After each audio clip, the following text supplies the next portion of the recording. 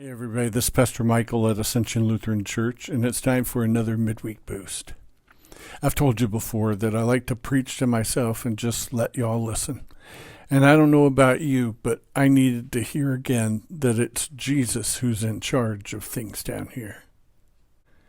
The scriptures tell us that Jesus sent out his 12 disciples and instructed them to go to the lost sheep of Israel and to proclaim to them that the kingdom of heaven was at hand.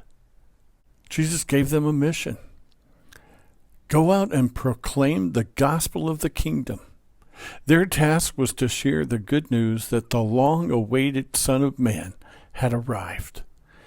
And he was to establish his rule and reign upon the earth, not just in some distant future, but rather that his rule and reign was about to begin.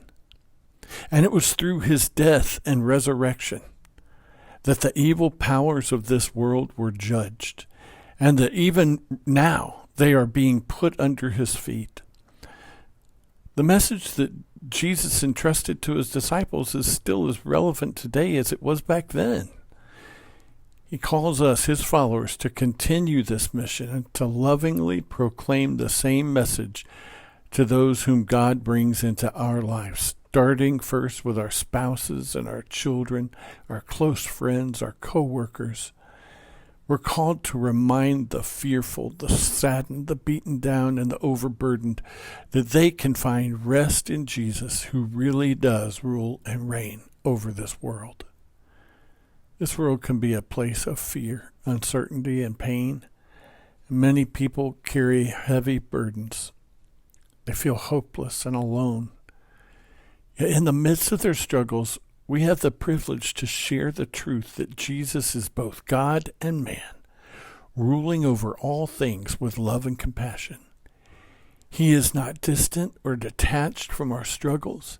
He is intimately involved and deeply cares for each and every one of us. When we encounter those who are weary and burdened, we can offer them the message of hope and comfort and the message of the kingdom.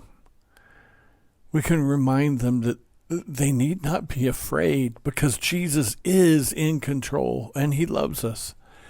And though he does not necessarily keep bad things from happening in this life to those that he loves, his promise is that he will always work those things together for our good. As followers of Christ, we must first trust in this message ourselves, and then boldly share the message of the kingdom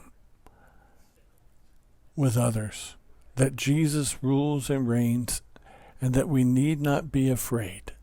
Amen. Have a great night, everybody.